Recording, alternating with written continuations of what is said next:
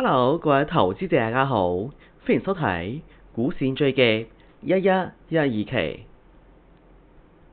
恒指曾上27000，騰訊轉睇好可買入啦嘛？我係主講老師黎 Sir。好啦，咁我哋今期嘅話依然仲分為3個部分啊。咁第一個部分呢係今日嘅一個收盤點評，咁第二個部分呢係恒指方面分析，亦都係比較關注啊。港股咧周線呢，依家咧就低位開始啟動啊，短期咧又持續睇上啊，咁即將嘅趨勢點睇呢？今期嘅話黎 Sir就同去分析下，好吧？咁第三個部分依然仲有個股分析，有同就問到麥雪集團、中海油、騰訊控股以及兩隻美股分別係輝瑞同埋 Korea， 咁呢個股點解有同學持續關注到呢？同樣今期嘅話黎 Sir就同去詳細解答下 ，OK。好啦，咁喺再發龍之前咧，再提醒各位同學啊，咁無論而家坐電腦隔離，就攞住手機啊，尤其是第一次收睇我最新教學同學，咁你哋記得喺 YouTube 呢個 channel 咧，撳翻訂閱啊，訂完咗之後咧，再撳翻呢個黑色嘅鐘仔，先至能夠時時睇到我最新教學，好吧？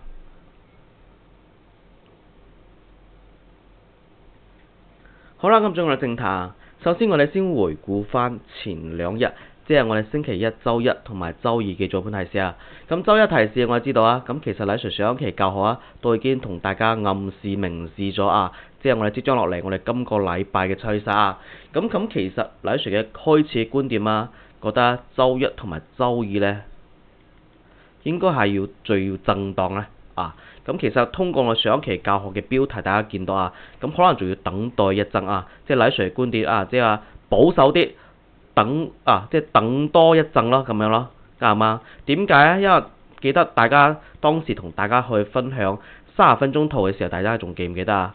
咁其實30分鐘圖咧，當時咧就出現咗底背離啊，底背離。不過咧，咁由於佢係即係有個關鍵嘅位，當時我週一嘅時候我先睇到啊，即係話佢嘅變化冇幾多，大約應該係26300呢個啦。當時咪紅色飄帶上沿啊，即係我星期一開市之後呢，黎 Sir 睇盤中嘅一個實時嘅時候呢，分時圖大約呢個位置大約就26300啊。咁呢黎 Sir 觀點呢，就驚呢個位置呢，就唔想就回落。不過雖然話底背離出現咗啊，底背離有時候呢都要多次底背離，有時先會突破情況之下。不過呢，呢個從分時圖啊，日線圖呢，大家見到我週一同大家提示啊，咁週一相對嚟講就簡單啲。咁其實最主要就係關鍵嘅把握咩？咁其實就綠色飄帶，我哋嘅下沿呢個位置。但我發現依家變成支持，講明呢就綠色飄帶上下沿被突破咗嘛。當時同大家講嘅，咁呢種情況啊，基本上啦，咪等待啦1到2個交易啦，即係話轉睇好啦，我哋就等待紅色飄帶咯，咁樣咯。所以講咁其實星期一啦，咁冇諗到呢就。即係話比較好咯，比較順利咯，就突破咗呢個位置，而且底背離確實突破上。咁我哋見到啊，馬上呢，我哋見到飄帶啊，係咪由之前轉綠色又轉紅色咗啊？咁紅色我知道啊，終於咩呢？終於中短期睇好啦，係咪先？所以我黎 Sir咪同大家講，咪等個飄帶能唔能夠順利轉睇好咯？呢個係關鍵。OK。咁當然我哋見到週二嘅提示咧，咁其實綠轉紅飄帶講明咧就中短期又買入信號，睇好趨勢開啟動啊嘛。咁其實點解黎 Sir咪同大家講之前結構咧升，依家係咁樣嘅升。咁其實我哋咁就同大家分享週線咧，我哋都可以睇得到啊，因為我提綱講咗週線啟動啦。OK， 點解啟動啦？咁其實從我入線呢更加能夠認證咗依家日線呢短期我見到資金呢就加速流入，飄帶轉好啊！咁呢種情況肯定睇上㗎啦，啱唔啱？好明顯咁黎 Sir咁寫，再加上呢，咁我哋見到啊，超買區呢又快進入啦，咁進入快速階段咯，超買區咪快速進入階段咯，啱唔啱？咁當然啊，咁有個比較擔心嘅係咩呢？即係我哋見到咁，其實目前雙重保險線呢，我哋見到我哋星期一升得比較多，星期二呢，咁其實已經接近我哋嘅雙重保險線啊，咁呢個止盈區咯。所以嚟講，黎 Sir 提示有26690到呢個區間，有可能呢掂到都會回落嘅情況之下，需要我資金嘅留意啊。所以講我哋見到呢，咁其實週二收市係咪大多數盤中係咪一直喺呢個區間呢？反覆上落呢，最終收市係26696呢，就大家睇翻當日收市6點左右啊。咁其實呢，有時雙重保險線係我哋升跌市非常之勁嘅時候呢，就非常之有用。OK， 好啦，咁我再睇翻我哋今日嘅一個開市情況啊。今日嘅一個早盤提示啊，咁今日咧11月12號啊，朝早8點44分啦，黎 Sir 將港股行情提示嘅廣播啊，先最已經裝咗黎 Sir 手機版特色指標同啊，拖提示大家見到未？右手邊個圖好明顯咧，而家又開始轉好啦啱唔啱？咁呢個轉好咧，究竟係中期咧，或者短期咧？不過黎 Sir 觀點喺呢度咧，可以同大家判斷啊，好大機會係中期會比較大可能性啊，一嚟講就算好似我哋見到綠色飄帶呢一波咧，咁轉弱咗之後，都時間都係1個月以上左右啦，啱唔啱？咁少數除非我哋見到飄帶咯，佢好平衡，唔會變負向上。咁如果我哋唔知道外圍，我哋就關注我哋飄帶將落嚟會唔會變負向上，我哋就能夠判斷係中期或者短期啊。因為從一個外圍都好，包括我哋嘅一個直觀嘅一個視覺去睇我哋嘅系統工具都好，我哋都可以判斷啊。咁當然係其次，我哋再加上飄帶，我見到持續向上，不過資金咧我哋見到都唔錯啊，流入啊，而且我哋已經進入超買區，大家見到未？咁呢種情況啊，咁其實都係講明咧，唔使講啦，就即係話向上係冇咩問題㗎啦。而且我哋最見到夜期咧有高開高開當中咧，我哋見到啱先講咗嘛，我哋星期二收市咧，即係我哋尋日收市咧，已經掂到雙重保線第一條啊，所以講今日咧我就只認為大約咧就一個咯，第二條呢個附近咯，同大家提示啊，而且我哋進入超買區，超買區雖然話快速拉升階段，咁都意味住咧高位即係風險咧係升出嚟啊嘛。係升出嚟啊嘛，啱唔啱？咁呢種情況一旦我哋觀察到 KDJ 係嘛少於100嘅時候，咪有回落啦。咁當然而家回落啦，咁其實都係一個非常之短期短暫咯，少少回落定多。因為而家我哋通過飄帶嚟講咧，咁其實有回落都係機會有小回落咧都係俾大家嘅機會。OK， 咁參考時間大家見到有 KDJ 我哋星期二嘅話係 KJ。即係 KDJ 大於100，我哋今日即係我哋收完市咧，係咪最係超買咧？日線圖同大家分享嘅時候，我哋再睇翻佢已經進入時間幾耐啊？一般嚟講，超買區咧，按照統計嘅話，3到5個交易日咯，基本上大多數唔能夠100%有時少於，有時大於，呢種係比較強或者比較弱嘅情況出現。大多數咧都係呢個區間。OK， 呢個指數方面，咁個股嘅話，大家見到未？個股咧，煤炭、常規動力、石油航運、港口、銀行咁當然我哋經常同大家講，大家如果唔知道外圍外圍咁其實都係我哋知識嘅部分因為成日黎 Sir 同大家講，知識唔單憑啲 K 線組合，仲包含時政、經濟、歷史、地理、軍事啱唔啱？咁當然咁缺少知識，我哋都有其他方法工具啊嘛，知識工具啊嘛，啱唔啱？工具可以放大大家睇唔到嘢啊嘛。咁工具咧，咁我經常教大家咧，去打虎同牛牛。打港股板塊，港股板塊呢度咧3條橫線自己添加然後咧呢啲板塊唔係全部，不過係經常跟嘅我哋都知道因為咁太多，有時都精力有限咯。咁其實呢啲都係經常跟蹤嘅板塊。我哋通過我哋見到邊啲板塊、邊啲個股譬如話稀土依家轉淡暫時可能調整，依家暫時唔能夠做住咁餐飲啦，大家見到未？啱啱轉綠色飄帶，好似呢個綠色飄帶大家見到未？呢個咧就係一個短期或者短暫噶啦啱唔啱？係咪先？咁依家轉紅色飄帶，咁黎 Sir 經常同大家講，咁我哋見到依家轉紅飄帶，我哋睇翻莊家建倉資金咧，大家見到未？不斷流入，講明咧佢持續向上，所以我哋揾到右下角呢啲個股咧，結合莊家圖，究竟莊家多唔多？因為畢竟咧呢啲個股有啲可能莊家比較多嘅，紅莊比較多嘅情況之下，佢哋力度比較大，資金咧就向上。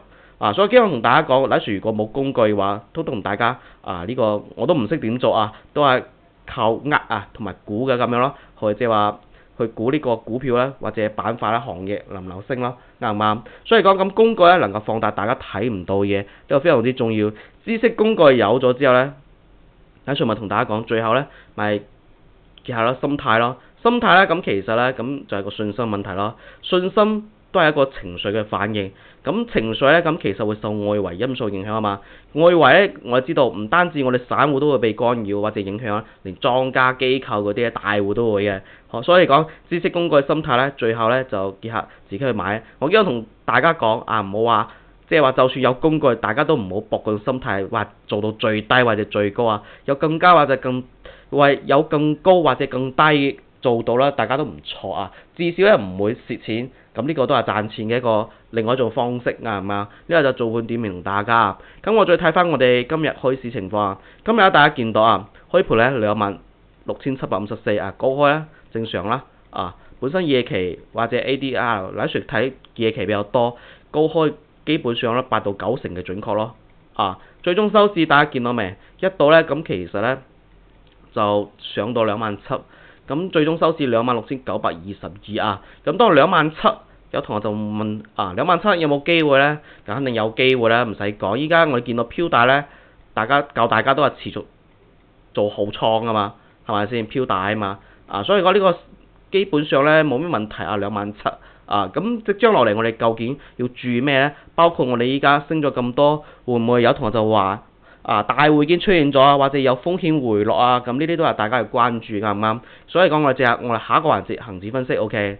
恆指分析咧，大家記得啊，今日咧11月12號啱唔啱？咁大家仲有冇印象咧？各位 fans 咧，前兩日咧係咪11月10號咧？11月10號咧係咪我哋上一輪咧，即係話我哋嗰個關稅啊結束咗啦，第二波啊，咁當時大家仲記唔記得黎 Sir 同大家去推測過咩咧？啊，應該大家記得呢個圖啊，呢個圖咧大家記得啊，應該好印象好深咯。我覺得呢一排大家可能呢一次咧，應該大家好多人錯過咗。咁第二次咧，應該至少有部分投資者或者學員咧，應該跟上啊。咁當然我哋依家統計到啊，目標就已經完成咗啊。咁目標咧，大家見到未？第一次盤中咧就已經即係9月18號嘅，咁其實首次上啊。不過咧喺10月2號咧，係我哋呢排呢個區間咧。咁上到27381啊！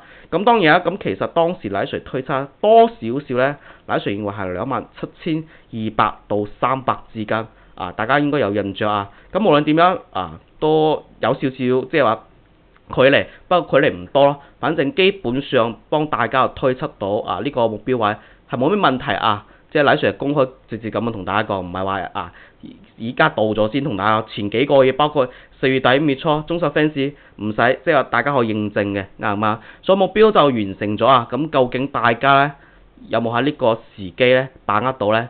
咁自己就心中有數啊 ，OK。咁我哋即將落嚟，我哋點睇呢個股市咧？咁其實黎 Sir 點解推測到呢啲目標啊？咁其實最主要歸根於啊，我哋知道港股升跌本質啊，咩升跌肯定有原因㗎，因為我同大家講啊，咁有啲嘢就技術嘅調整或者技術嘅一個情況啦，升跌咯，有啲嘢就外圍因素干擾，啱唔啱？咁其實呢個咧都可以分為外因內啊，中美關係、匯率啊。咁當然我哋舊年咪同大家講慢牛咧，慢牛又中斷咗，咁其實主要係美元太強啊。咁當然依家目前嚟講，黎 Sir 認為匯率方面喺呢排咧相對就比較穩定，唔會太多咩情況出現啊。好似我哋今年我哋中國內地我哋央行都冇點出貨幣政策，但冇發現呢個問題啊。反而啊美元咧咁其實即係話美聯儲嗰邊降息咗幾次啦，啱唔啱？咁我睇到依家外匯咧，我上一期已經同大家講，呢排咧可能美元有所回落，大家冇發現咧？我當時咪同大家講，大單資金開始轉折流入，可能有利於我哋恆指上翻嗰個支持位。我當時係咁同大家講嘅。不過應該我睇到美元指數又開始有啲反彈，因為佢中期咧，大家見到我哋轉好當中咧，我哋見到佢有轉折位，會唔會回落翻？所以講我黎 Sir認為美元咧就冇以前110、100嗰陣時咁強，相對嚟講對於人仔咧基本上咧都冇話衝擊太多啦。本身我哋人仔升加減息咧空間仲係比較多嘅。不過咧，我哋知道啊，國家一直維持到即係話7.1到7.3之間咯。呢個係有利於我哋中國依家目前經濟運行啊。所以大家見到，就算美聯儲降息，咁其實我哋都暫時仲未有呢個部署咁樣啊。喺政策方面，即係黎 Sir推斷啊。所以美元外匯咧就相對比較穩定啊。咁當然最重要咧就黎 Sir 今日同大家講嘅中美關係第一條咯。因為中美關係我今日同大家講，呢個係咪涉及到黎 Sir 嘅？今日同大家講到嘅思路啊，時政最佳技術分析啊，因為依家整體咧，我知道技術分析咧就黎 Sir 嘅系統啊嘛，教學啊嘛，嗰啲工具方面啊嘛，咁基本上利用我哋工具咧做美股咧就能夠做到純技術，因為美股能夠做到80以上，佢背後美聯儲啊，一港股咧，畢竟咧咁其實依家畢竟美國美國金融咧仲係非常之強勁啊，咁我哋中國咧就不斷穩步嘅向前，咁呢個需要時間，所以嚟講對於外圍各方面咧仲會有影響。不過喺隨經同大家講，全世界我哋就睇中美關係，中美關係穩定啦就全世界都好，全世界就睇咁中美關係好咧，咁其實咧對於其他國家都好啊，包括本身佢兩大股市都非常之好咯，啱嘛？所以今日我同大家講，依家中美關係穩定，基本上咧對股市嘅干擾就非常之少。咁首先我哋睇到依家兩大股市情況啊，美國道瓊斯指數同埋大 A 嘅上證指數啊。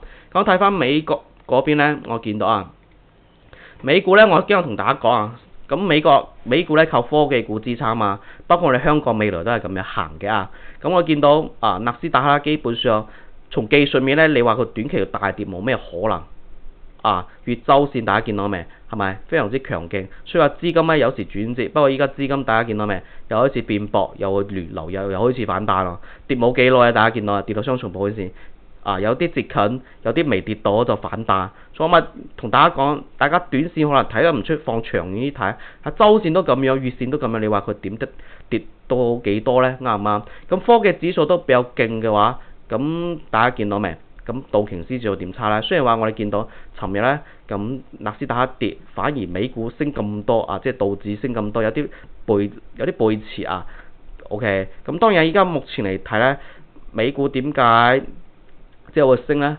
我記得好似應該係同嗰個暫時諗唔起不過大家知道佢依家目前從技術面咧，佢應該就係一個反彈。暫時諗唔到係咩原因去咗突然中斷個思維，唔好意思大家 OK。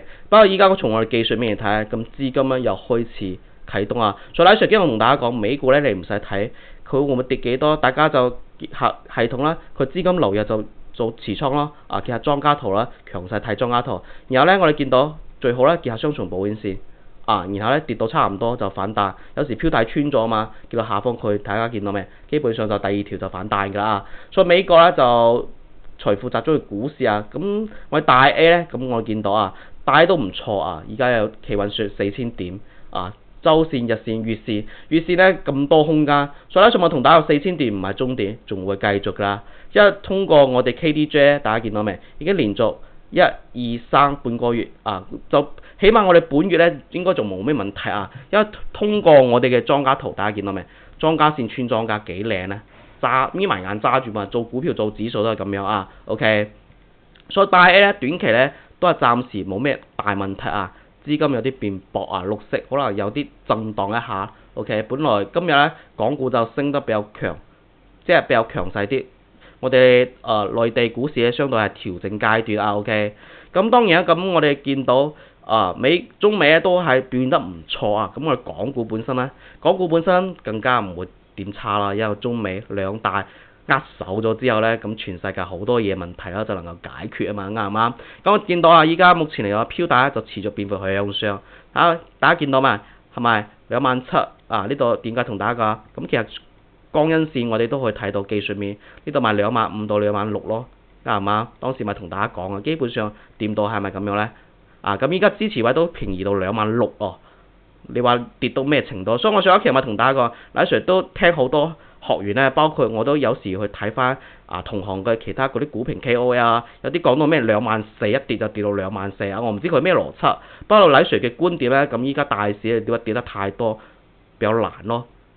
中美好，其他冇咩大問題，從時勢嘛。所以黎 Sir 咪今日同大家講，時政係非常之重要因為我見到好多即係話技術方面比黎 Sir 勁嘅好多專家咧，黎 Sir 話時政方面咧係比較缺少黎 Sir 呢方面係比較有優勢所以嚟講好多嘢咧我比較了解全球供應鏈各方面所以大家見到依家目前嚟睇咧，我見到呢個資金減弱反而有利於我哋股市拉升從中期，因為好似資金部嚟咪同大家比喻過，好似我哋揸車即係剎車同埋踩油門咁樣咯。依家剎車反而放鬆，車嘛有利於向前咯。而且我見到我哋資金係睇趨勢嘛，咁有啲同學就好想見黎 Sir 嘅進階版，冇錯，進階版依家咧我咪同大家講，雖然我上個禮拜同大家去推測咗周市好大機會仲係變薄，不過咧唔能夠保證，因為我之前呢度咧都同大家推演過轉綠色能量盤，不過事實咧咁後面仲係因為各種原因咧，仲係冇轉。咁依家我見到我哋本週雖然未結束，我哋週線咧已經轉綠色能量棒，仲係弱勢區添。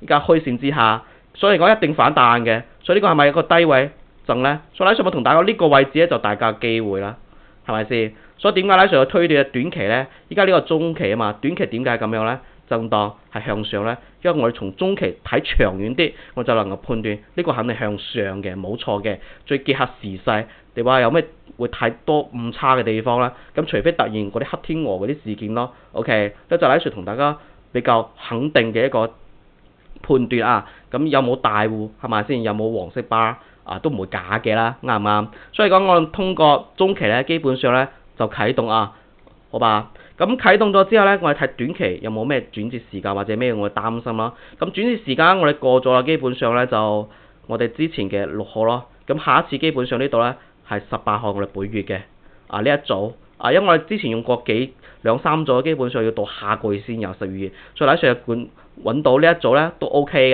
都係轉折位比較準確啊。大家見到未？都係一個比較低位，係咪先？低位嘅一個啟動點。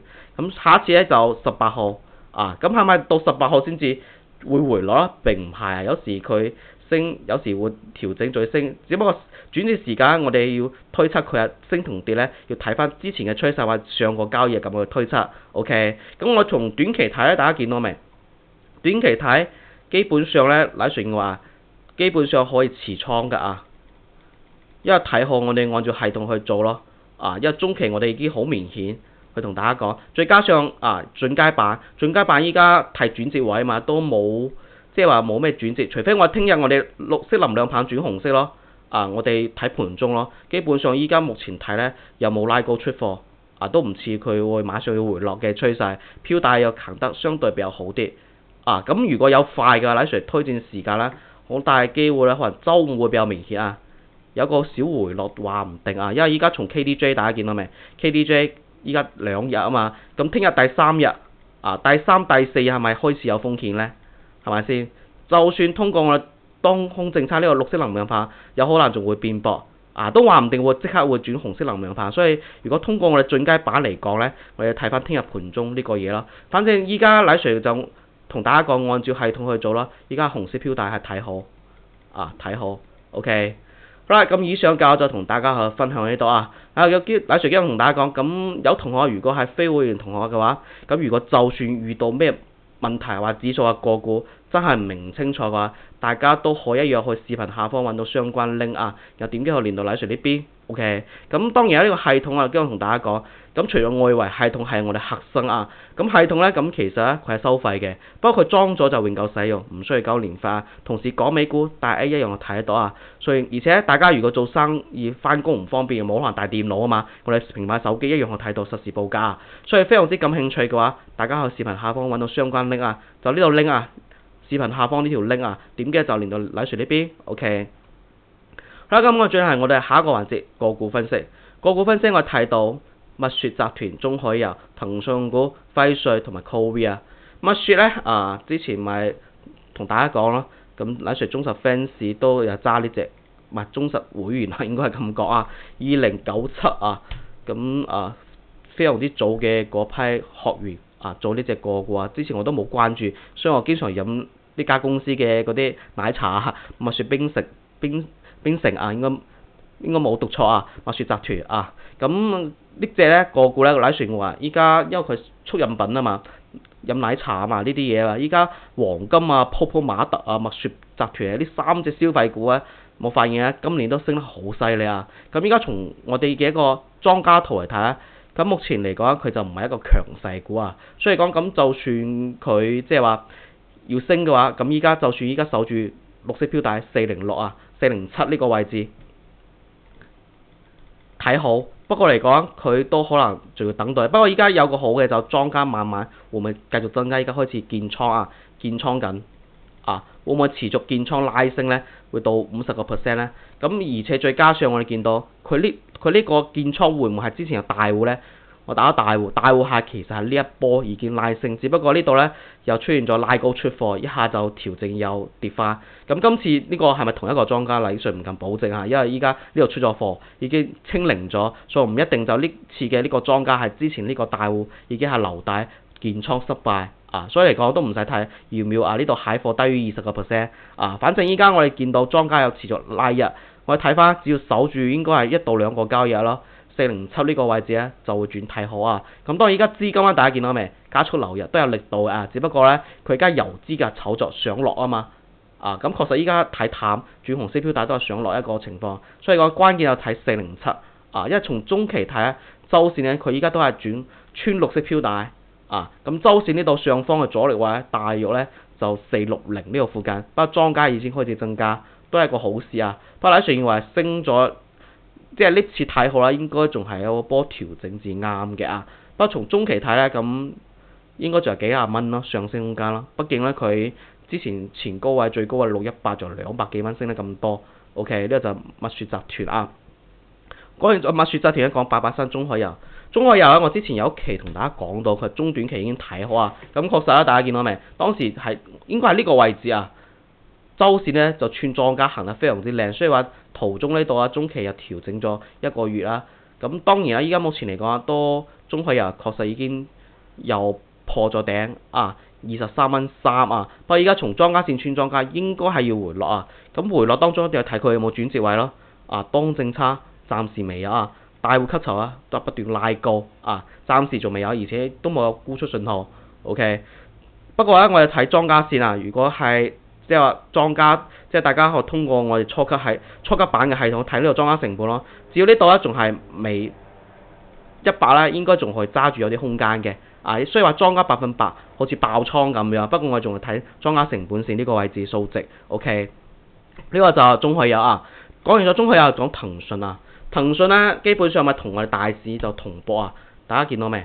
騰訊咧轉好啊，而且莊家線穿莊家係咪行得非常之靚咧？